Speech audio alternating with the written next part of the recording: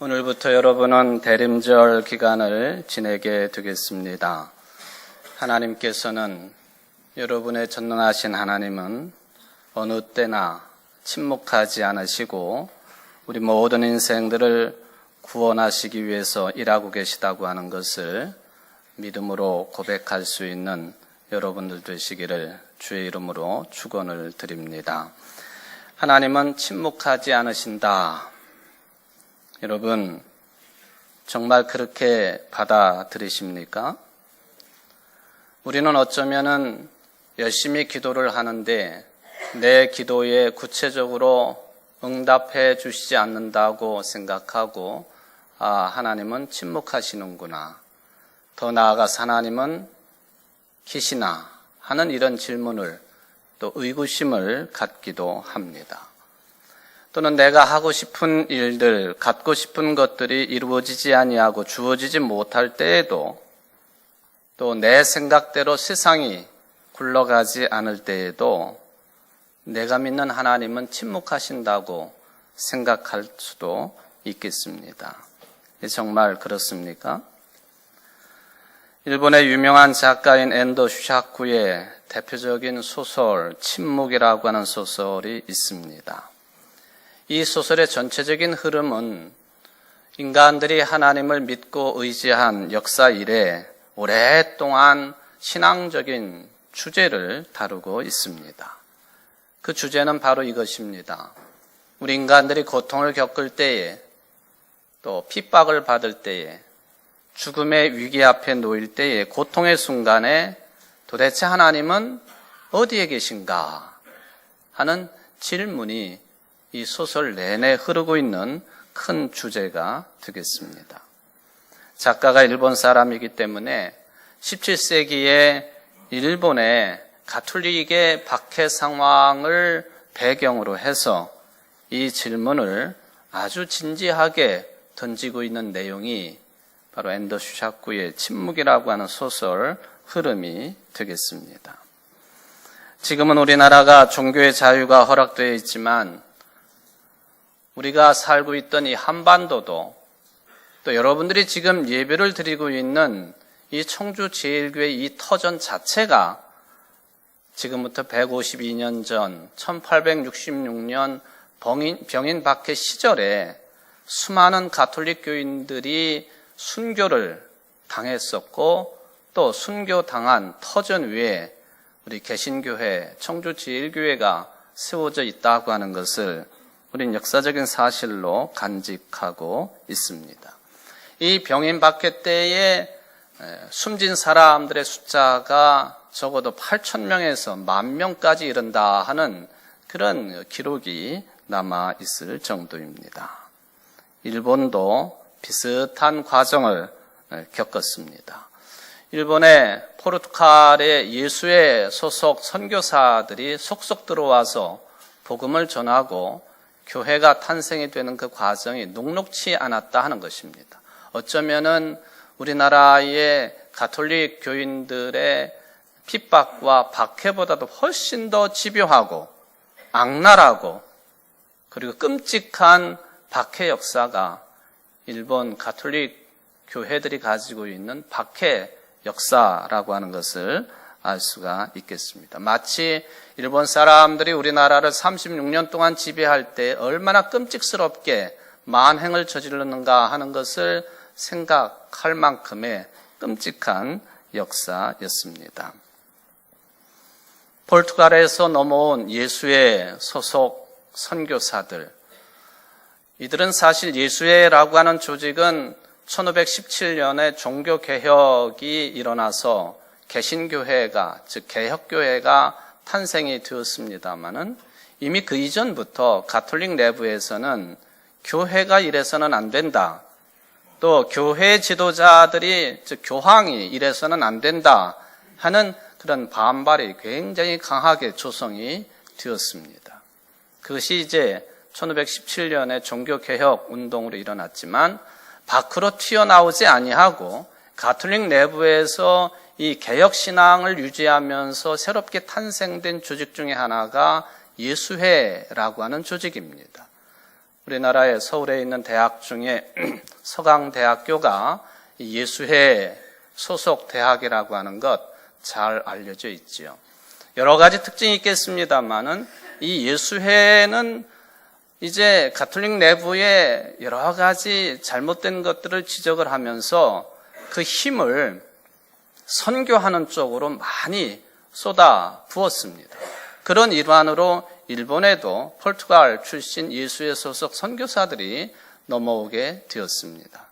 바로 이 침묵이라고 하는 소설이 그런 그 가톨릭의 선교 과정 그 가운데에서도 핍박의 과정을 그려내고 있습니다.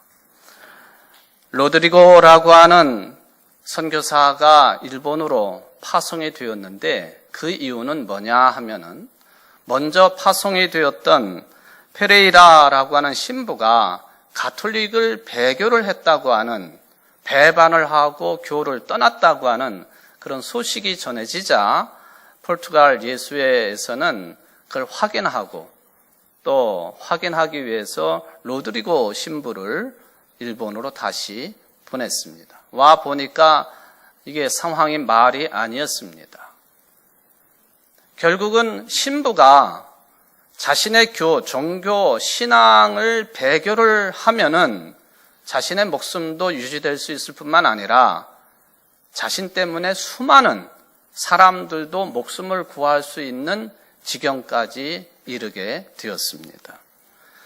당시에 일본 정부는 여러 가지 방법을 동원해서 배교하도록 그렇게 유도를 했습니다마는 그 중에서도 후미에라고 하는 제도를 활용을 합니다.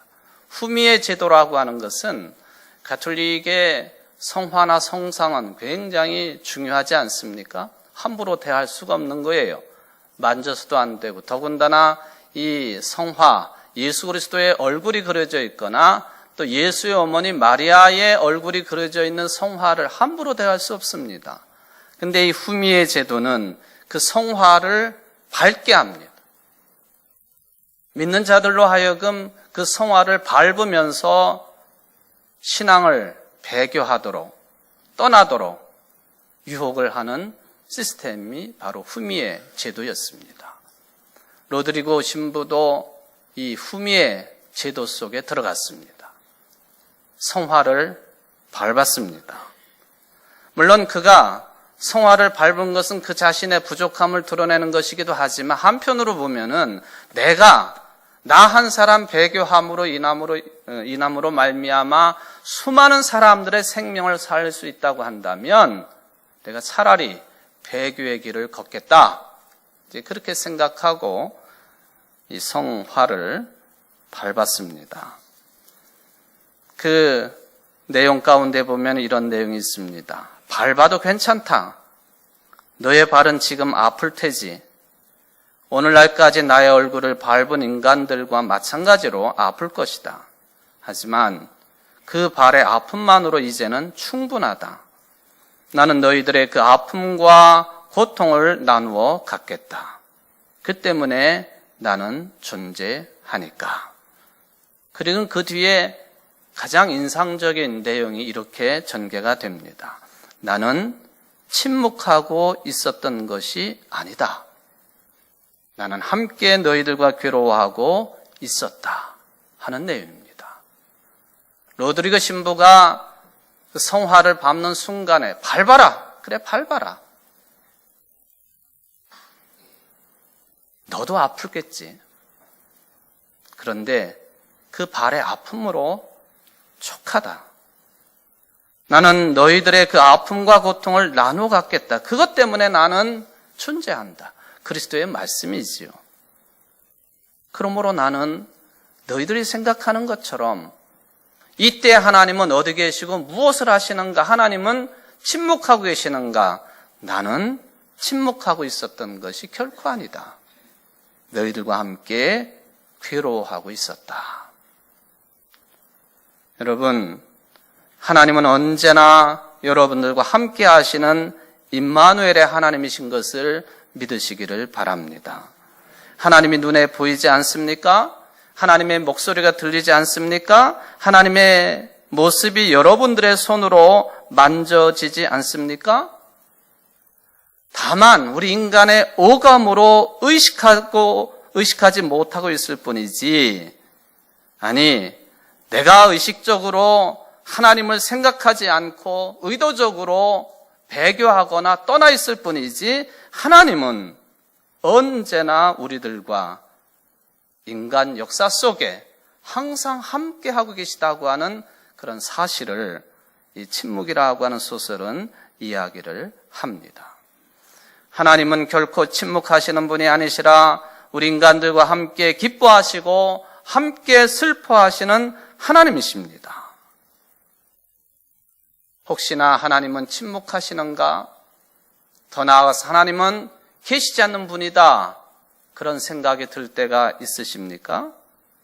하나님의 말씀을 제대로 선포하는 선지자가 없을 뿐이요, 하나님의 들려지는 말씀을 제대로 들을 수 있는 백성들의 그 귀가 없을 뿐이지, 하나님은 언제나 말씀하셨고 또 언제나 항상 함께 하시는 분이십니다. 이것을 우리는 신학적으로 하나님은 무소부재하신 하나님이시다, 그렇게 고백합니다. 하나님은 계시지 않는 곳이 없고 하나님은 계시지 않는 때가 없다, 그런 뜻입니다. 하나님은 무소부재하신 하나님이십니다. 신학을 공부하다 보면은 신구약 중간사라고 하는 과목을 공부하게 됩니다. 또 그런 제목의 책도 있습니다. 성경의 기록, 구약성경 39권, 신약성경 27권, 모두 66권의 하나님의 말씀의 기록인 성경을 읽고 대하기는 합니다만은 성경의 기록만으로 모르게 되는 그런 시기도 있었습니다. 그게 바로 신구약 중간사입니다.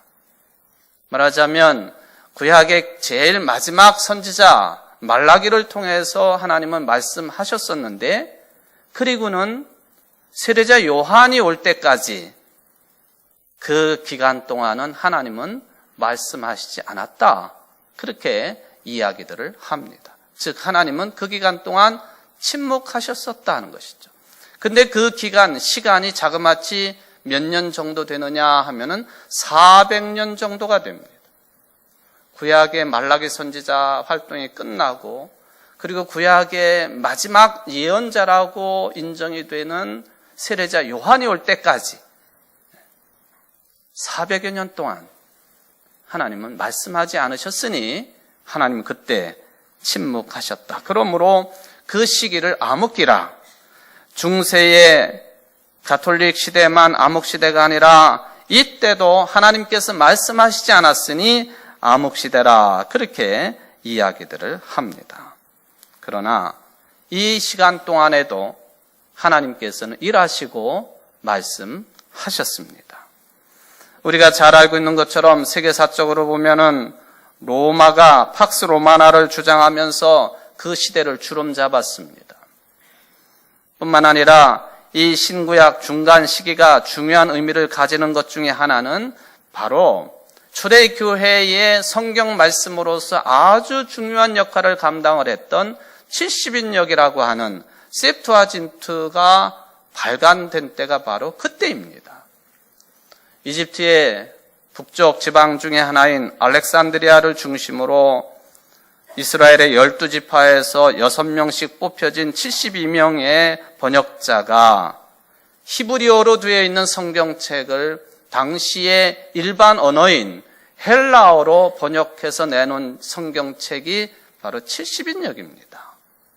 초대교회가 이 70인역이 없었더라면 하나님의 말씀을 가지고 선포하거나 공부하거나 선교하는데 막대한 지장을 입었을 것이라고 하는 그런 평가를 하게 됩니다.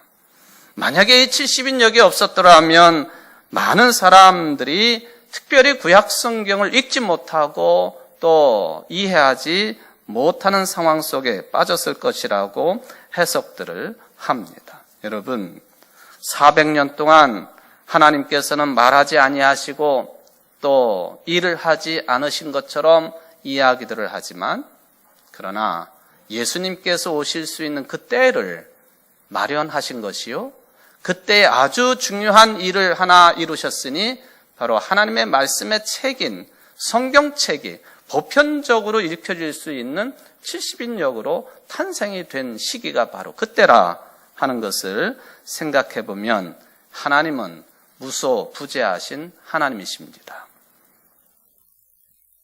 침묵하신 것처럼 사람들은 받아들이지만은 여전히 인류의 역사 속에 개입을 하셨고 뿐만 아니라 우리의 구세주가 되시는 메시아 그리스도를 보내실 준비를 그때를 만들어 가셨다 하는 것입니다. 하나님은 어느 때에는 정말 이런 사람까지도 사용하시는가?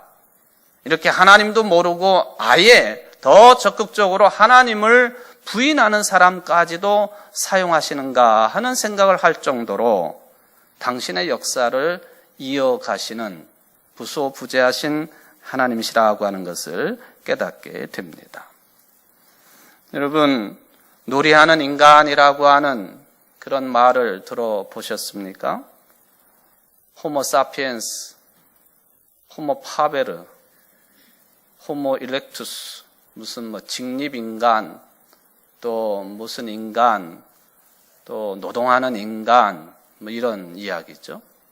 놀이하는 인간, 호모 루덴스라고 하는 이 말을 네덜란드의 역사학자인 요한 호이징하라고 하는 사람이 처음 사용을 했습니다. 인간을 다른 동물들과 구별을 할 때 가장 본질적인 특징 중에 하나가 뭐냐? 물론 다른 동물들도 놀기는 합니다만은 바로 그것은 생각하거나 또는 도구를 사용해서 일을 하는 것이 특징이 아니라 바로 인간의 본래적인 특성은 모든 문명이 놀이에 충동해서 나온 것이다 라고 하는 것을 이 요한 호이징하라고 하는 사람이 주장을 했습니다. 그리고 즐거움을 추구하다가 보니까 인류의 역사가 발전을 했다라고 하는 주장이 되겠습니다. 그런데 이 비슷한 논리를 펼친 하나님을 전혀 인정하지 않았던 한 사람이 있습니다. 여러분들이 잘 알고 계시는 철학자인 니체라고 하는 사람입니다. 니체는 그 아버지가 목사님이었습니다.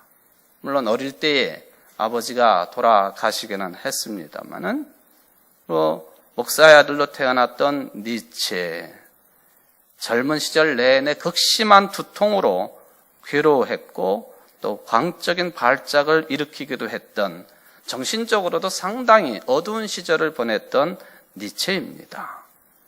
그래서 사람들은 이야기하기를 세상에서 가장 위험한 철학자가 누구냐? 바로 프리드리히 니체라고 하는 별칭을 붙여 놓았습니다. 이 사람이 주장했던 수많은 논리들이 있습니다만은 그 중에 우리가 신앙적으로 하나 중요하게 언급할 수 있는 것은 자신의 시대를 뭐라고 얘기했느냐 하면은 신이 죽은 시대라. 그 신은 하나님이시기 때문에 자신의 시대를 표현할 때 하나님이 죽은 시대라. 죽은 하나님에 대한 이야기를 많이 했다고 하는 것입니다. 목적과 가치가 사라져버린 허무주의 시대에 초월적인 가치를 믿지 않고 물질만을 중시하는 세속화 시대에 이것을 확인을 하고 목사의 아들로 태어났지만 신앙은 다 잃어버리고 그는 신은 죽었다. 하나님은 죽었다라고 선포를 합니다. 하나님이 죽었으니 말씀하실 수가 없죠. 하나님은 죽으셨으니 일을 하실 수가 없습니다. 침묵하실 수밖에 없는 것이죠. 이 니체가 자라투스트라는 이렇게 말했다.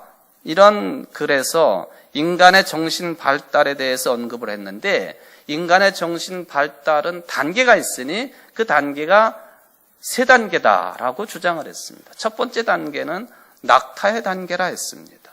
낙타의 단계. 무조건적인 순종을 하고 예스만 할 줄 아는 인간의 지시에 무릎을 꿇고 그 거친 사막도 묵묵히 걸어가야만 되는 낙타와 같은 단계. 두 번째가 사자와 같은 단계라고 했습니다.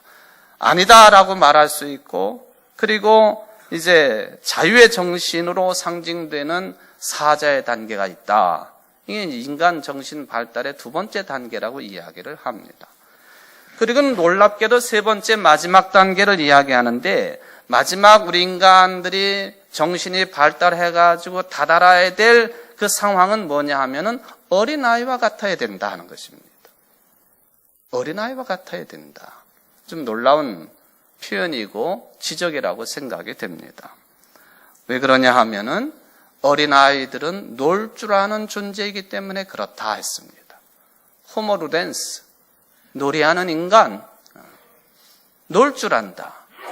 아무리 금방 싸우고 토라지고 삐치고 했어도 금방 또 친구가 되어서 놀 줄 아는 어린아이와 같은 존재. 이게 인간 정신 발달의 마지막 단계라고 니체는 구별을 해 놓았습니다. 저는 어느 책에도 그런 표현은 없습니다만은 니체가 적어도 가장 마지막 단계를 어린아이 단계라고 표현한 것에는 그가 부정하지만 인정하지 않으려고 하지만 예수 그리스도의 말씀의 영향이라고 저는 생각을 합니다. 어린아이와 같지 않고서는 하나님의 나라에 들어갈 수 없다 하는 그것이 은연중에 니체의 사상 속에 철학, 논리 속에 영향을 끼쳤다라고 하는 생각을 해보게 됩니다. 어린아이와 같은 단계, 어린이들이 얼마나 할머니, 할아버지들에게 육체적으로는 피곤함을 가져다 주지만 크나큰 위로가 됩니까? 그렇죠? 오면 반갑고 가면 더 반가운 존재, 손자녀들이죠. 근데 그렇게 보고 싶어요. 보고 싶죠. 몸은 피곤하지만 어린아이들이 얼마나 위로가 됩니까? 여러분들 한 20초 정도 되는 짧은 동영상을 한번 보시겠습니까? 호모 프레이어, 기도하는 인간의 모습입니다. 있도록 해주세요. 그리고 모든 근심 걱정 주님께 맡기고 해결할 수 있게 해주세요. 이 모든 말씀 사랑 많으신 예수님 이름으로 기도드립니다. 아멘. 호모 프레이어, 기도하는 인간이 기도하는 인간. 얘들은 어떻게 생겼든지 어떤 모양이든지 사람들에게 위로를 가져다 줍니다. 저는 오늘 이러한 위로에 대해서 본문 말씀을 의지를 해봅니다. 바벨론 포로 기간을 보내고 있는 이스라엘 백성들에게 하나님은 이사야 선지자를 파송하셨습니다. 바벨론 포로 기간 50년에서 80년으로 보고 있습니다만 하나님께서 말씀하시지 않은 때라고 여겨집니다. 하나님께서 적극적으로 일하시지 않은 때라고 여겨지는 그때에 이사야 선지자를 통해 선포하시고 일을 하셨습니다. 어린 나이에 끌려갔으면 중년의 나이요. 중년에 끌려갔으면 이제는 100살 가까운 사람들.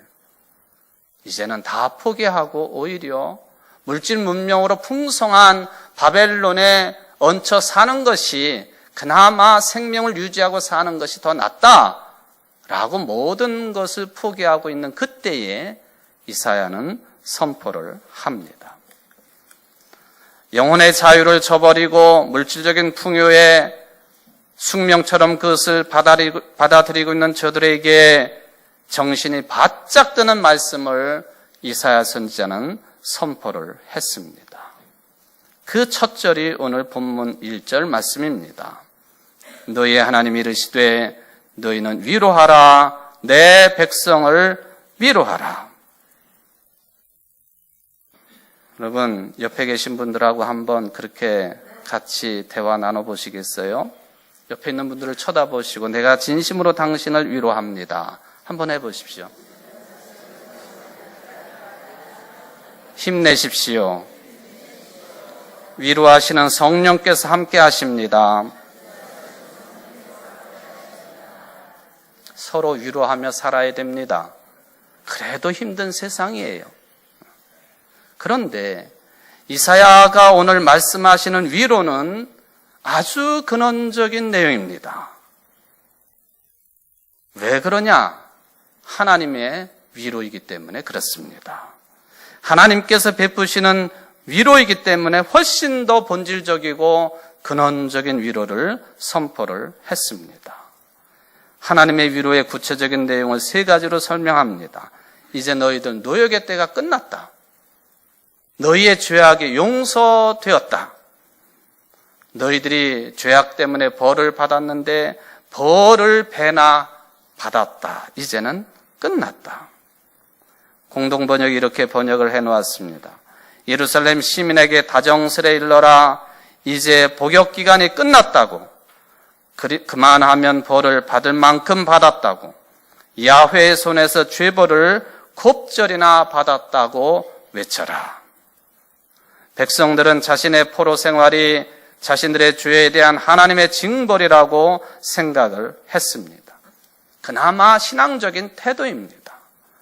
내가 이렇게 어려움을 겪은 것이 다른 사람 그 누구 때문에 책임을 그렇게 돌리는 것이 아니라 남 탓을 하는 것이 아니라 그래서 불평하고 불면을 터뜨리는 것이 아니라 내 죄 때문에 우리 민족의 죄 때문에 하나님께서 우리를 포로로 우리를 징벌하셨다라는 생각을 하게 되었는데 이사야를 통해서 그때가 끝났다고 백성들에게 선포를 합니다.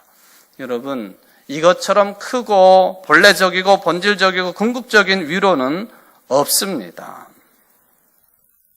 내 죄의 문제가 해결되었고 해방되었고 그리고는 복역의 때가 끝났다고 하는 내 죄가 용서받았다고 하는 이 위로의 선포야말로 가장 본질적인 위로가 된다라고 하는 것을 기억하시기를 바랍니다. 그러면서 이사야는 산에 올라가서 이렇게 외치라는 말씀을 듣습니다. 너희의 하나님을 보라. 하나님이 계시지 않고 말씀하시지 않고 존재하시지 않는 하나님이라고 생각하고 있는 저희들에게 너희의 하나님을 보라. 복역의 때가 끝났다고 용서를 베푸시고 우리에게 은혜를 선포하시는 너희의 하나님을 이제는 똑똑히 보라.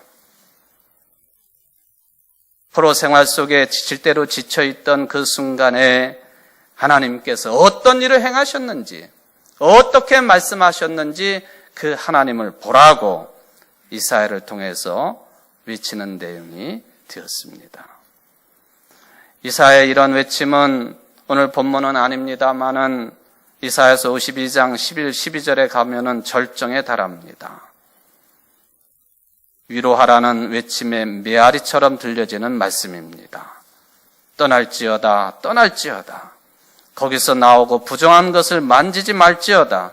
그 가운데서 나올지어다. 여호와의 기구를 매는 자들이여 스스로 정결하게 할지어다.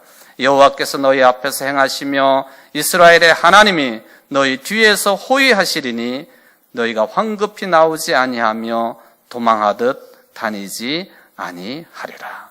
마치 출애굽 때 상황을 보는 것 같습니다. 황급하게 무교병을 먹으면서 애굽 땅에서 뛰쳐나왔던 그때 당시의 모습을 보는 것 같습니다. 저는 얼마 전에 아주 오래된 영화를 TV를 통해서 전체는 못 보고 그 일부분만 잠깐 보았습니다. 찰턴 헤스턴이 나오고 율 브린너가 주연으로 나왔던 1956년도에 칼라로 만들어진 10개라고 하는 영화였습니다. 다 아는 내용이지만 아주 새롭게 감동 있게 그 영화를 일부분만 보았습니다. 끝까지 봤어야 되는데 보지를 못했습니다. 12월 달 마지막 주일날 오후 찬양 예배 때 우리 교회는 영화를 한 편 보려고 합니다. CBS가 수입을 해서 이제 영화관에 걸어 놓았던 바울이라고 하는 영화를 볼 예정입니다. 청주 CBS하고 이미 협의가 다 끝났습니다만은 쉽게 모세, 출애굽 저들이 내부적으로 많은 혼란을 겪고 있을 때에 애굽 땅의 것들을 그리워하고 거기에 매여 있는 것이 훨씬 더 편안하다고 생각하고 있는 그때에 하나님은 모세를 통해서 엑소더스를 명령하셨습니다. 사람들이 보통 인정하는 그 길이 아니라 밖으로 나 있는 길로 나가라는 것입니다. 불편한 곳에서 편한 곳으로 가는 것이 아니라 익숙한 곳에서 적응되어 있는 곳에서 낯선 곳으로 아주 불편한 곳으로 출애굽을 감행하라고 요청을 하십니다. 왜?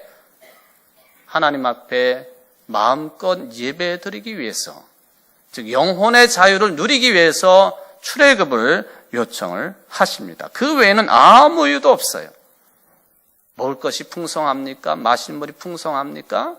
40년 기간을 무엇 때문에 출애굽하라고 명령하시는가? 하나님께 예배하라고, 영혼의 자유를 누리라고. 이사야의 경우도 똑같습니다. 너희들이 이제 영혼의 자유를 누려야 된다. 하나님이 말씀하신다.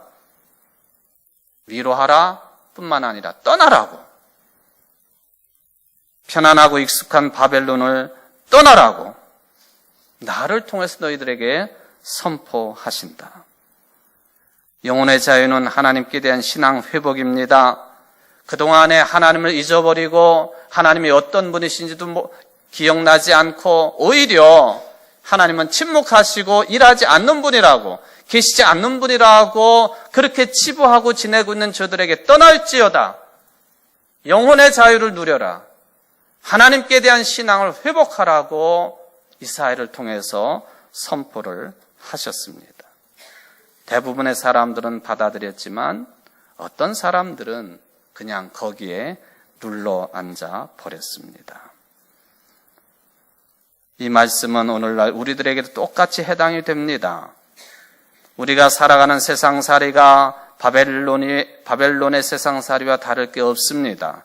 정치, 경제, 이데올로기가 여러분의 삶을 지배하고 있지 않습니까? 아니, 더 본질적으로 인간 실존 자체가 바벨론 같은 상황입니다. 영혼의 자유를 누리기보다 하나님께 대한 믿음을 가지기보다 정치나 경제에 매여 있도록, 문화에 매여 있도록 이끌어가는 세상이 바벨론 세상입니다. 떠나라 하시는데 어떻게 벗어날 수 있겠는가? 질문을 당연히 해야 됩니다.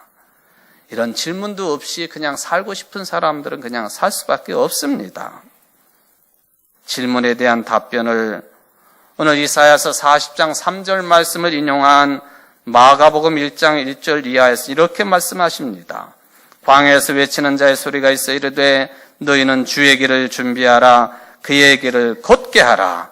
그의 길을 곧게 하라고 세례 요한을 통해서 우리에게 말씀하십니다. 세례 요한은 이렇게 선포했습니다. 지난주일도 들은 말씀입니다마는 나보다 능력이 많으시니가 내 뒤에 오시나니 나는 굽혀 그의 신발끈을 풀기도 감당하지 못하겠노라. 나는 너에게 물로 세례를 베풀었거니와 그는 너에게 성령으로 세례를 베푸시리라. 여러분, 주의 길을 예비하는 것, 오시는 주님을 맞이하는 것, 예수님께서 하나님이시지만은 사람의 모습으로 이 세상에 오셨다고 하는 이 사실, 이 진리야말로 기쁜 소식이고 이 소식이야말로 우리에게 본질적인 위로가 된다 하는 말씀입니다. 모든 복음서가 신약 성경이 이 진리에 집중하고 있지 않습니까? 요한복음은 예수님이 일으키신 첫 번째 표적 기적에 대해서 말씀합니다. 가나라고 하는 조그만 마을에 가셔서 물을 가지고 포도주로 변화시키시는 기적을 예수님이 베풀어 주셨습니다. 그 기적을 요한복음 표징이라고 했으니, 사인이라 했으니 무엇을 의미하는 사인일까? 예수님이 오셔서 포도주가 떨어졌으므로 흥이 떨어지고 기쁨이 사라지고 주인이 욕 먹어야 되는 그 상황, 그런 상황 속에서 물을 가지고 포도주를 만들어 주셔서 기쁨을 회복하시고 행복을 주시고 주인으로 하여금 인정받게 하시고 삶의 기쁨과 의미를 회복시켜 주시는 분이 바로 우리의 그리스도이신 예수님이시다 하는 그 말씀입니다. 예수님이 오심이 곧 우리에게 본질적인 위로가 된다 하는 내용이지요. 사랑하는 성도 여러분, 오늘 대림절 첫째 주일 예배를 드리고 계십니다. 예수님께서는 이미 오셨지 않습니까? 그리고 그 예수님은 세상 마지막 때에 다시 오실 것을 희망하시지 않습니까? 뿐만 아니라 지금 이 시간에도 또 여러분들의 세상의 바벨론 같은 생활 속에서도 하나님은 결단코 침묵하지 아니하시고 이를 쉬시지 않으시고 성령님을 통해서 위로자이신 보혜사이신 성령님을 통해서 지금도 여러분들에게 말씀하시고 일하고 계시지 않습니까? 그게 우리에게는 본질적인 위로입니다. 이 위로 속에 이 대림절 기간을 은혜롭게 잘 보내실 수 있는 여러분들 되시기를 주의 이름으로 축원을 드립니다. 기도하시겠습니다. 사랑의 하나님, 하나님께서는 수많은 일들을 하시지만 선한 뜻을 가지시고 우리에게 위로를 베풀어 주시는 분이심을 믿습니다. 언제나 어느 곳에서나 침묵하지 아니하시고 또 일을 쉬시지 아니하시고 우리들 속에 함께 하시는 주님, 오늘도 대림절 첫째 주일을 맞이하여 예수님께서 인간의 모습으로 오심 그 자체가 우리에게는 궁극적인 위로가 된다고 하는 귀한 말씀을 받았사오니 이 위로 속에 평생의 삶을 평안한 삶을 살기에 부족함이 없는 이 자리에 함께한 모든 성도들이 될 수 있도록 지키시고 역사하여 주옵소서. 예수님의 이름으로 간절히 기도하옵나이다. 아멘.